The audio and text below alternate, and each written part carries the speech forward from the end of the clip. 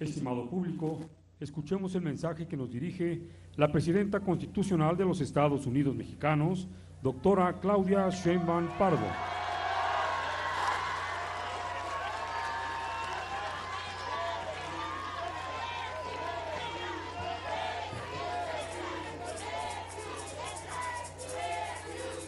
¿Cómo están? Yo también estoy bien contenta por estar con ustedes. Muchas gracias por recibirnos. Gracias a la maestra Delfina. Muchas gracias, Delfina, una gran gobernadora del Estado de México. ¿Saben qué tiene Delfina? Entre otras muchas de sus cualidades, es una mujer que no ha perdido su sencillez, su humildad. Y la verdad, eso habla mucho de las personas, porque puede uno ser presidente, presidenta, gobernadora, gobernador, presidente municipal, y creerse el muy, y estar lejos del pueblo, y olvidarse de la gente, y mirar a la gente de arriba abajo, como si fuera menos, volverse soberbio. Eso es de antes. Los gobiernos de la transformación somos distintos. La humildad ante todo, la sencillez, el amor al pueblo y el amor a la patria. Y Delfina es eso, es su sello, su característica, siempre estar cerca del pueblo, presente, sencilla, humilde, pero al mismo tiempo tomando decisiones por este gran estado. El Estado de México, que es el más grande del país, el de más población, el de más riqueza generada, pero al mismo tiempo, por los gobiernos del pasado, el que tiene pues muchas necesidades, pero poco a poco juntos vamos saliendo adelante. Hoy estoy contenta porque este programa, que tiene un nombre medio raro, FAISPIAM, que en realidad es que desde hace mucho tiempo existe el fondo, ¿cómo es? Fondo de aportaciones para la infraestructura social. Es un presupuesto público que se entregaba a los estados y a los municipios, el FAIS se llama. Ese fondo de aportaciones para la infraestructura social. Bueno, a partir de la reforma constitucional que reconoce a los pueblos originarios como sujetos de derecho, decidimos hacer el FAIS con su apellido, PIAM, que es para pueblos indígenas y afromexicanos, FAIS-PIAM. ¿Qué característica tiene?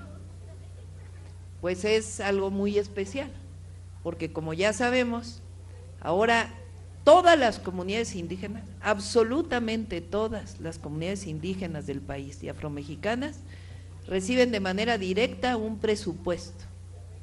No llega a la presidencia municipal, llega directo a la comunidad. ¿Y cómo se administra? Pues como se administra por usos y costumbres el recurso de la gente, por asamblea. Se hace la asamblea, se nombra al comité que va a ejercer el recurso, a la tesorera. Las mujeres somos honestas, y algunas que no, pero la mayoría sí, somos honestas. Y entonces se nombra una tesorera mujer, y en la asamblea se decide para qué se utiliza el dinero, en qué se invierte. Este es el segundo año que hay FAIS-PIAM. Y si les parece, ahora que venga el siguiente periodo ordinario, lo vamos a incorporar a la Constitución de la República, para que siempre haya recursos que ejerzan de manera directa a los pueblos.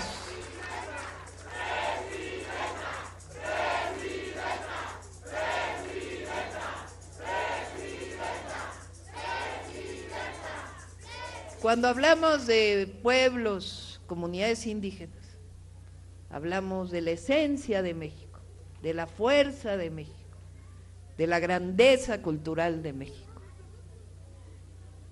Fíjense que ustedes saben que México ha vivido 4 transformaciones. La primera, la independencia. La independencia tuvo su constitución. Inició en 1810, se consumó la independencia en 1821.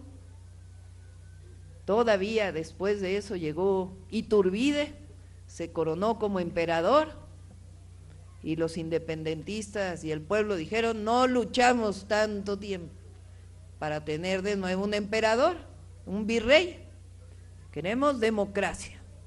Y entonces eligió al primer presidente de México, Guadalupe Victoria, que por cierto tomó su nombre de la Virgen de Guadalupe. Él tenía otro nombre y se nombró Guadalupe Victoria, el primer presidente de México. Cuando antes de llegar a la presidencia se hace la primera constitución, la de 1824. O sea, el año 24 se celebraron 200 años de la primera constitución. Esa constitución habla esencialmente de cómo se divide el país.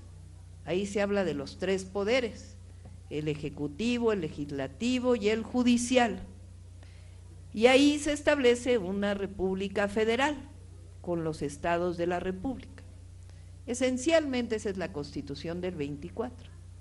Pero previa a esa hubo otra constitución, la constitución de Apatzingán, que no llegó a ser la constitución de la república como tal, pero es una constitución que se basa en los sentimientos de la nación que hizo Morelos.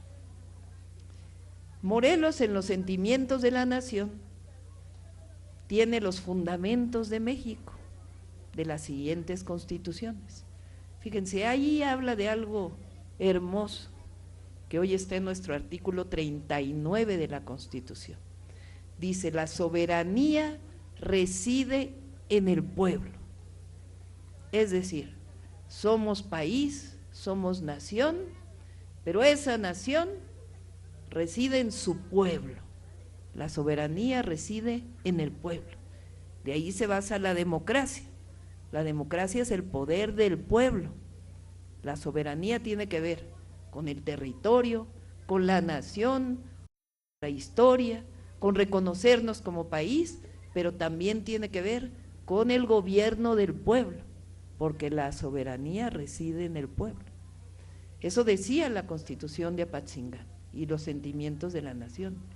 Ahí también dice que debe moderarse la opulencia y la indigencia. O sea, habla de justicia social, que no puede haber tanta división social en México desde entonces. Ahí también se habla de la abolición de la esclavitud, que también viene en la Constitución del 24. Es decir, desde la primera transformación de México, la constitución de una nación soberana, independiente de los Estados Unidos mexicanos, ahí se muestra lo que el pueblo de México decidió y luchó por su independencia, separándonos de España. Ahí viene la soberanía, que reside en el pueblo, la independencia, somos un país independiente, la libertad, no debe haber esclavitud, nadie está por encima del otro, la libertad de los seres humanos.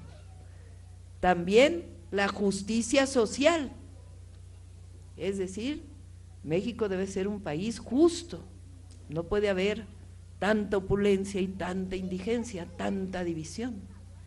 Y también la democracia, la elección del primer presidente. Después México vivió un momento muy difícil, un presidente que fue 13 veces presidente, Santana, muy conservador, aunque también luchó por la independencia. En ese periodo nos invadió Estados Unidos y perdimos la mitad del territorio. Pero fíjense que hay un libro de uno que fue presidente de Estados Unidos, el general Grant, que dice que esa guerra fue muy injusta, participó en esa guerra, y dijo, fue muy injusta, muy abusiva por parte de Estados Unidos hacia México. Pero tiene algo hermoso, dice, nunca en mi vida he visto soldados tan valientes como los mexicanos. No tenían uniforme, eran indígenas, apenas tenían para comer, pero la fortaleza de esos soldados no la he visto nunca. Él fue presidente de Estados Unidos. Después vino lo que se llama la Reforma con Benito Juárez, un presidente indígena, zapoteco, gigante.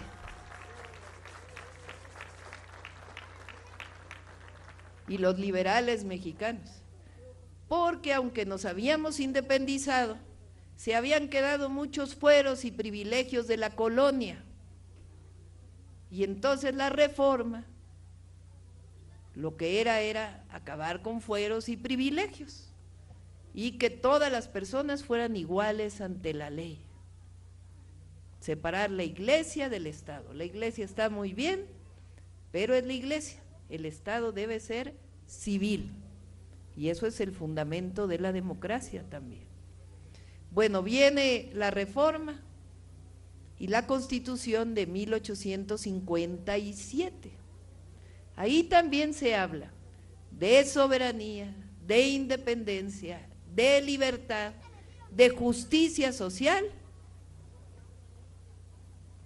y de democracia. Después los conservadores de entonces se enojan con la Reforma y dicen, no, yo quiero mis privilegios, como que me los quitaste. Y entonces se levantan en armas contra los liberales, contra el gobierno de entonces Benito Juárez, que había llegado al poder por haber sido presidente de la Suprema Corte. Y Juárez se va a Veracruz, y en Veracruz, en plena guerra, dice, voy a emitir las leyes de reforma, voy a profundizar la reforma, en plena guerra. Triunfan los liberales y el pueblo de México. Pero entonces México estaba muy endeudado y Juárez decide suspender la deuda con algunos países. Y se vienen los países más grandes, España de nuevo, Inglaterra y Francia, y se apostan en el puerto de Veracruz para invadir México. Juárez negocia con ellos, dice, bueno, está bien, vamos a pagar la deuda, pero ayúdenos a que sea en el tiempo. Acepta Inglaterra, acepta España, pero Francia no acepta e invade México. Llegan a Puebla y ahí se encuentran con hombres valientes, con el general Zaragoza, que entonces era el ministro de guerra de Juárez, y Juárez lo manda, dice, vete a dirigir la guerra contra los franceses, porque no podemos permitir que los franceses nos invadan. Y entonces viene la batalla de Puebla. El ejército más poderoso del mundo eran los franceses en ese momento. Y Zaragoza, que había peleado en la Reforma, recorre a sus hombres y les dice, ellos pueden ser el mejor ejército del mundo, pero ustedes son los mejores hijos de México.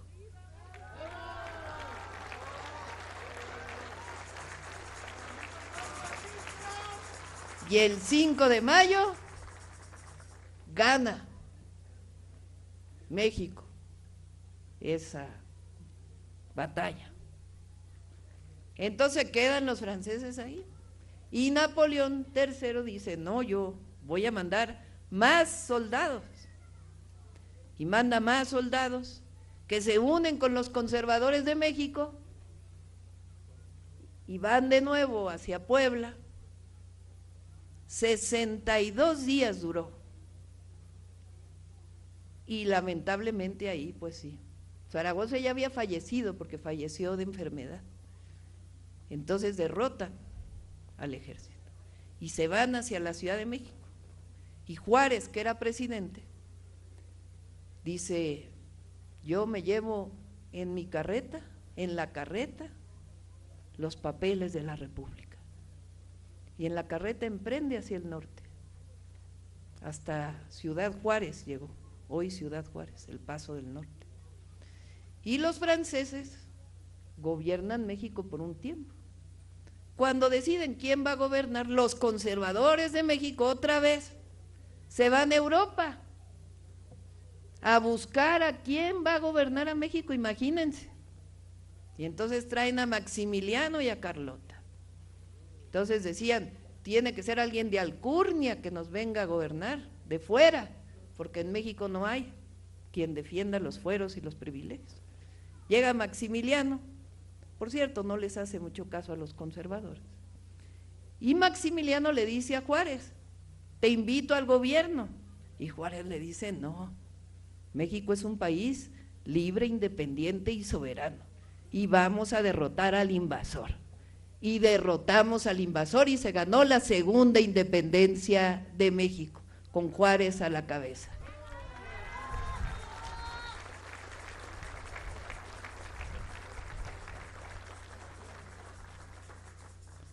Después vino un periodo muy difícil para las mexicanas y los mexicanos cuando fallece Juárez, porque llega al poder. ¿Quién? Porfirio Díaz, que se queda 34 años. Le da las tierras de los indígenas a potentados, mexicanos y extranjeros.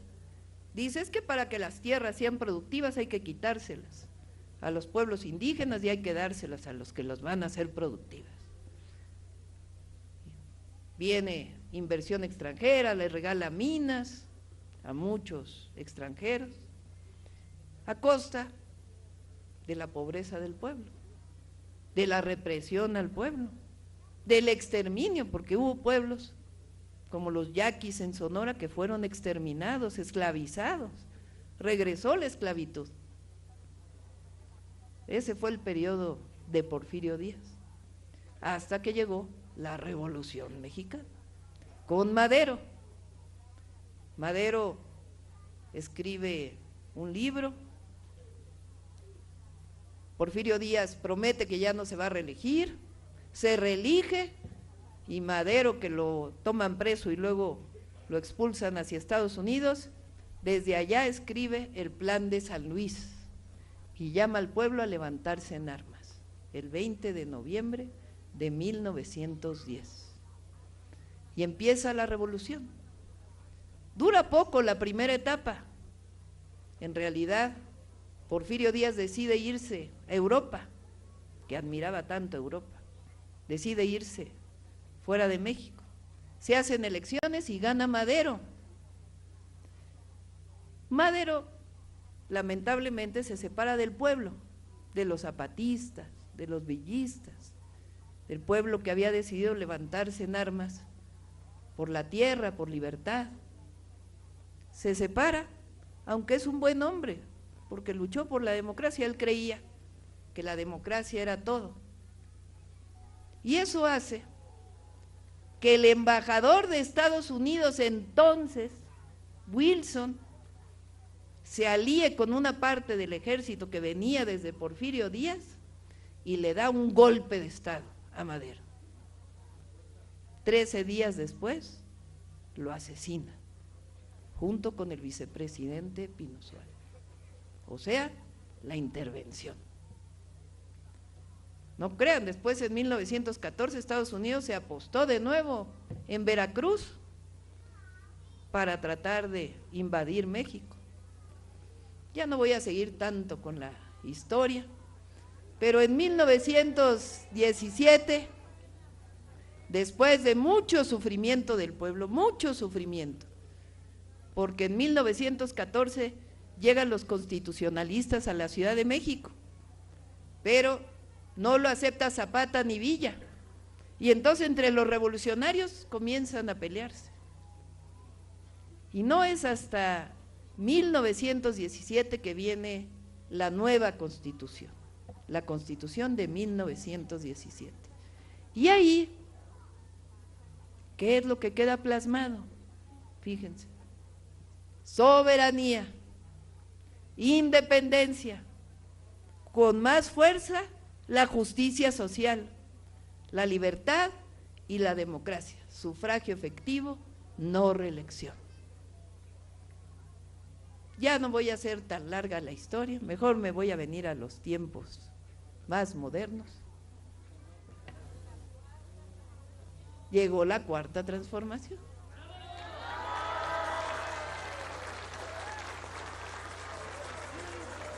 ¿Por qué llegó la Cuarta Transformación? Pues porque otra vez durante 36 años México vivió gobiernos que eran como Porfirio Díaz, que estaban en contra del pueblo, que entregaron los recursos al extranjero, que vendieron las empresas del pueblo de México, que rescataron a los ricos de los ricos. El llamado periodo neoliberal, que el presidente López Obrador le llamaba el periodo neoporfirista. Un aplauso al presidente López Obrador, desde aquí hasta…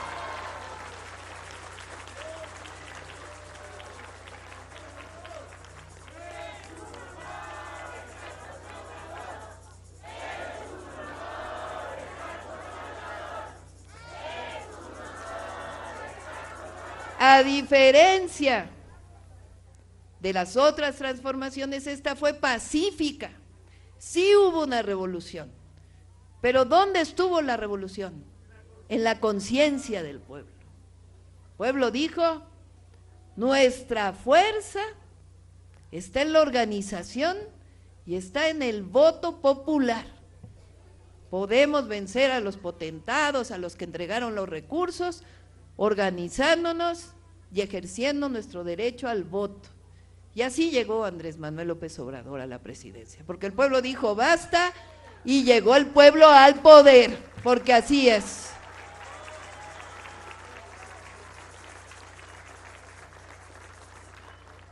Y cambiaron muchas cosas en 6 años. Cambió la forma de gobernar, porque antes se pensaba que la política era de unos cuantos. No, la política la hacemos todas y todos. La política es del pueblo. Antes se pensaba que los de mero arriba gobernaban y eran para ellos todo. No, los recursos ahora van al pueblo. Y nacieron los programas de bienestar, la pensión para adulto mayor, el apoyo a discapacidad, las becas de preparatoria, producción para el bienestar, sembrando vida, jóvenes construyendo el futuro, la escuela es nuestra, la clínica es nuestra, todos los programas de bienestar. ¿Eso era antes? Antes venían a los pueblos y decían, ya viene la elección, te regalo algo para que votes por mí. Ahora, bueno, los que lo sigan haciendo muy mal, pero ya el pueblo está consciente, ya sabe que eso es del pasado. Pero el gobierno ya no es cuando viene la elección, ahora es para siempre. ¿O a poco alguien le pregunta a un adulto mayor, ¿por quién vas a votar para recibir su pensión? No. O le dicen, ¿de qué partido eres para recibir tu pensión? O baja a través de los líderes la pensión. Es una tarjeta del Banco del Pueblo, del Banco del Bienestar, que se le entrega a 14 millones de adultos mayores que reciben su pensión.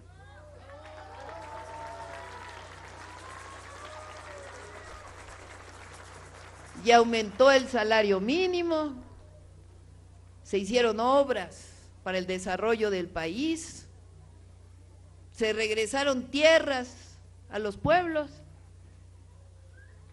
a los yaquis y a muchos otros pueblos indígenas se les regresaron tierras, derechos de agua que antes no tenían, y salieron 13.5 millones de personas de la pobreza en 6 años. Nunca antes había ocurrido algo así en nuestro país. ¿Cuál es la diferencia? Antes gobiernos de unos cuantos. Nosotros somos gobiernos del pueblo, por el pueblo y para el pueblo de México.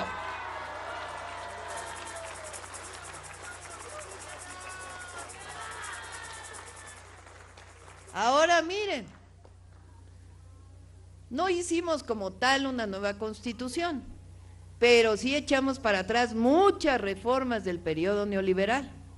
Recuperamos Pemex, Comisión Federal de Electricidad, como empresas del pueblo de México, pero hay una reforma especial que no estuvo ni en la Constitución de 1824, ni en la de 1857, ni en la de 1917. El reconocimiento de los pueblos indígenas. Eso es característica de la Cuarta Transformación de la vida pública de México.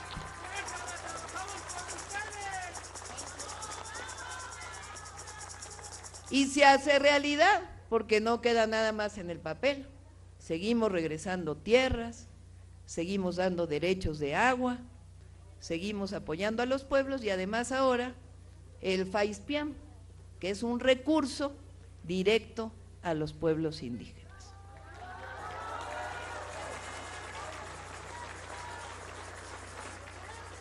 Ahora, es importante mantenernos organizados, atentos, porque la intención injerencista esa siempre está, siempre.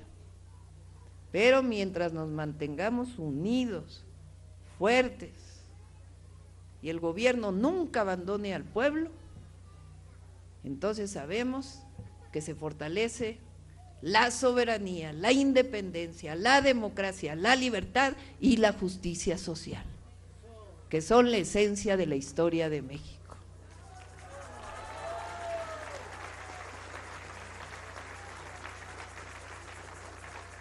Ahora cumplimos 2 años de la elección, de lo que llamamos el segundo piso de la Cuarta Transformación. Los invito el domingo a las 11, si no pueden ir a las plazas, que se conecten ahí por las redes sociales, vamos a dar una rendición de cuentas de qué es lo que hemos hecho en año y medio de gobierno y vamos a recordar que por más intenciones injerencistas o también por más que haya campañas sucias en las redes sociales, en los medios de comunicación, el pueblo está fuerte, empoderado, y las conquistas del pueblo se defienden.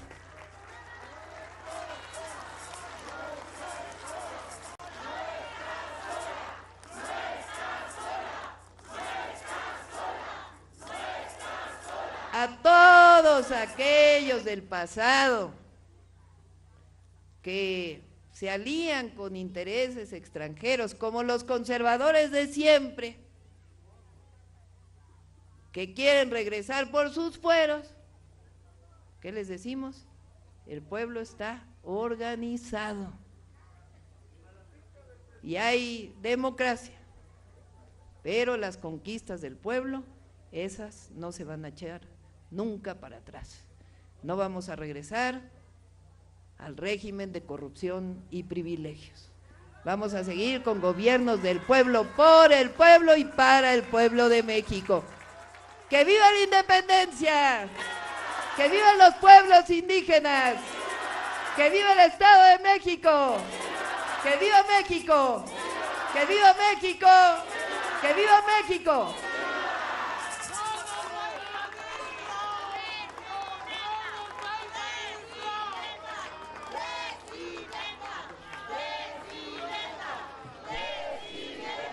Les solicitamos guardar el debido respeto para entonar nuestro himno nacional mexicano, interpretado por niñas y niños Mazahua.